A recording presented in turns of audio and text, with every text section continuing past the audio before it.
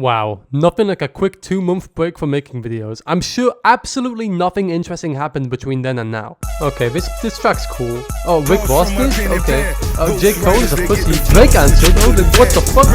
Chris Brown? Yeah. You know, it's funny because while all of this was happening, I was peacefully making a video about Kendrick Lamar and I kind of realized, what the fuck am I doing? My goat needs me in the rap civil war. I must suit up. The truth is, I've been busy with work, exams, moving apartments. Honestly, I've been really fucking busy. I kind of haven't been able to follow what's been happening. So I thought it would be fun. And you discovered at the same time as me, what is actually happening? Okay, so this all started on the 6th of October when Drake dropped his latest disappointment for All the Dogs, which featured first-person shooter with J.Cole. There's so much anticipation about J.Cole and Drake working together, and I think they actually really delivered on the hype here. The song isn't too deep, it's basically just Drake and J.Cole going back and forth about how they're basically the GOATs, you know, the best in the game, claiming that they're as big as a Super Bowl, which is really quite ironic, to be honest. During J. Cole's verse, he basically considers himself, Drake, and Kendrick Lamar the 3 best hip-hop artists of right now. Basically the Mount Rushmore of rap. Wow, what a nice compliment. I'm sure nobody will take this the wrong way. Skip a few months and Future and Metro Boomin release a new album called We Don't Trust You. Don't ask me how, but they somehow managed to convince Kendrick Lamar to leave the cryo chamber, as he has a surprise verse on the album. It's not that deep or crazy of a verse. Basically, Kendrick just kind of says, yeah, I don't really want to be in your big 3 because I'm fucking better. I'm better. Like, he kind of felt offended that he was even in the conversation with those two. I think it's funnier because on Mr. Morale, Kendrick was in a very therapeutic and nice place where he chose peace over everything, and then skipped 2 years and he has decided, actually, fuck that. He also continues with a few subtle jabs at Drake on the verse. Nothing too crazy. Again, it's just more bait. It's more like bait to get an answer or response. He just kind of wanted to talk his shit. And yeah, I kind of respect it. Following this, Rick Ross, a longtime collaborator with Drake, posts a story of him bumping the song, which was kind of like, oh, well, okay, I guess. I don't really think people cared that much about that, but whatever. But this is the verse that really started everything. This has begun the rap civil war. There are 2 sides. You're either Team Kendrick or Team Drake. Wait, oh, wait, shit. I gotta talk about this guy first.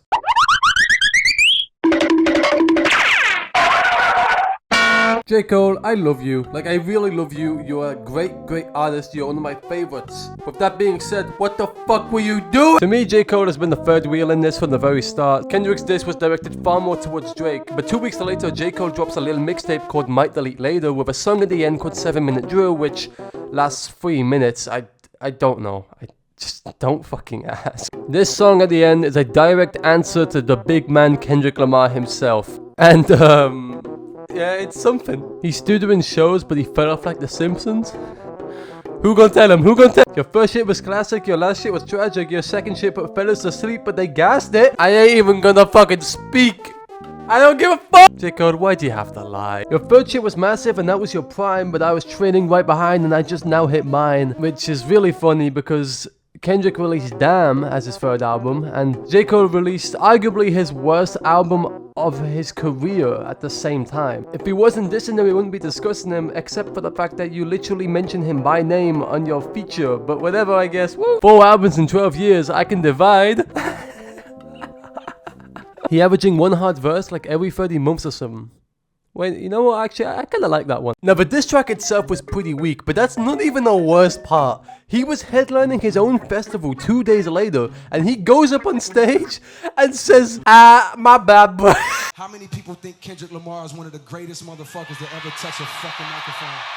And he deletes the track off of streaming. You literally can't play the track anymore. What the fuck? I think J. Cole probably picked the absolute worst outcome possible that he could have gotten from this whole beef scenario. It's genuinely sad. Like, I've never seen a guy finish -1 on the scoreboard. The thing is about a rap beef is that it's entertaining as hell, and that means you're gonna get a bunch of streams, and that means a lot of money. This means J. Cole doesn't care about money. That's why he's my GOAT. Whatever, I just hope J. Cole is happier, and in hindsight, I can kind of completely understand why he backed out.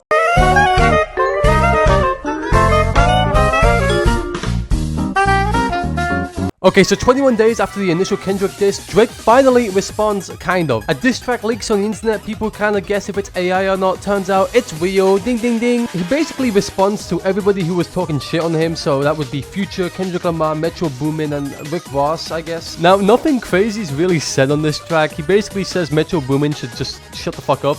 And that Kendrick Lamar is short. He also name drops Kendrick's wife, which we'll come back to later because right now it's not really that important. Rick Ross responds to the diss within 4 hours? Am I reading that shit correctly? Basically just says that Drake got a nose job because he was insecure. And I don't really give a fuck, but it did lead to some funny Instagram stories, so yippee. I think Push-Ups is very good though. As a quick, quick depending on how you see it. This song is basically just Drake saying, yeah, I'll fight. If you wanna fight, I'll fucking fight. And then Kendrick's like, okay. I'm the biggest hater. I hate the way that you walk, the way that you talk. I hate the way that you dress. I hate the... Boys, I have a confession. I'm going off script. I give up. These guys are dropping diss tracks literally fucking hours apart from each other, man. I give up. I can't. Okay, so 11 days later, Kendrick drops Euphoria. And this is just a straight 6 minutes of Kendrick shitting on Drake, bro. I'm a hater and even I can't even fucking believe what I'm seeing. I'm gonna try and sum this up as briefly as I can. Kendrick calls out Drake for using ghostwriters to write his music. He also mentions that he's an absolutely fucking dog shit father figure. He reminds us that he has yet to respond to Pusha T, who revealed that Drake had a kid that he was hiding. That he's only black when it actually conveniences him.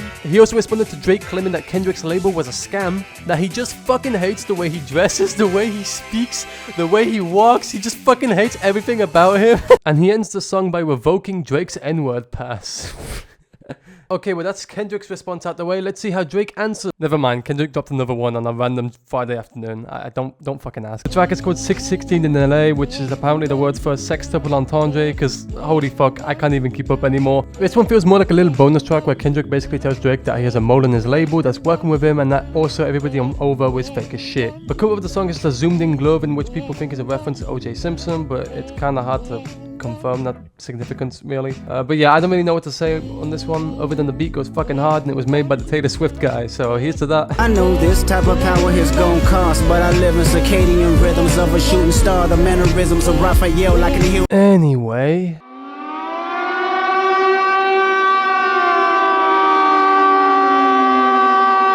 let me set the scene here. I woke up like 10 minutes ago.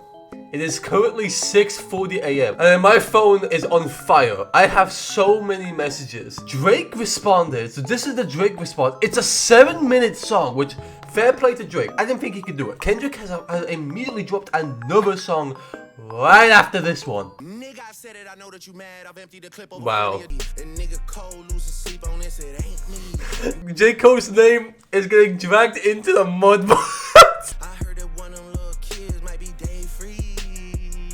Alright, what the fuck? Knew it was smoke when Abel hit us with the serenade. Nigga say,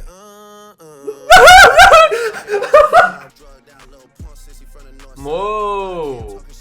Oh! Shout out Drake. This is very good. He's really actually cooked here. This is very fucking good.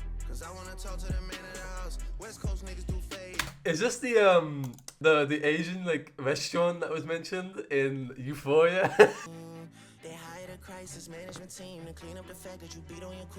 Whoa! Whoa! If you're claiming Kendrick beat his wife, what? That is crazy. That's absolutely crazy. If that's actually what he's getting at. Oh my god, meet the Grahams, and this is 6 fucking minutes. So yeah, holy shit, we're not done yet. So this was dropped an hour ago. If I'm running away, it was right after Drake dropped his diss. Let's see. Let's fucking see, man. Oh shit. Can we just take a moment here to appreciate hip hop and this genre as a whole? This is fucking amazing. Okay. Jesus Christ. Jesus. What the fuck? Oh my god. We're only halfway? Oh my god. Dear baby girl, I'm sorry that your father not active inside your world. He don't commit to much, but it's music, yeah, that's for sure. Baby girl? Who baby girl? Drake? Wait, Drake? This is news? Oh my god, wait. This was figured out 58 minutes ago. Drake has a fucking daughter. What? Say it's not your fault that he's hiding another child. Oh my god! Deadbeat that should never say more life. Meet the Grams. This is so fucking wild. This is so fucking wild. Holy shit. Cause you lied about religious views. You lied about your surgery. You lied about your accent and your past tense. All is perjury. You lied about your ghostwriter. Bo, I gotta finish this fucking video. I'm trying to finish this video and I keep making fucking diss track. Can we sit down for a second? As I'm writing this video, Kendrick has dropped another fucking song. I can't keep up anymore. Drake has gone kind of quiet even though he's denied the daughter allegations. Hey bro, you should probably focus on all the other allegations, but that's just me. Meet the Grahams is one of the most vile, evil, and diabolical pieces of music I have ever heard. I don't even know how you answer to music like that, if you can even call it music. A part of me has been thinking that this has gone like way too far and that neither's families should have even been brought up in the first place. But at the same time, it just seems to me that Kendrick has been sitting on like this hatred for a while and he's finally been given a reason to, you know, reveal all this shit. And at the end of the day, I'm just here for the gossip and entertainment, so who gives a fuck? For simplicity reasons, in this video I decided not to talk about tailor-made freestyle, cause, yeah.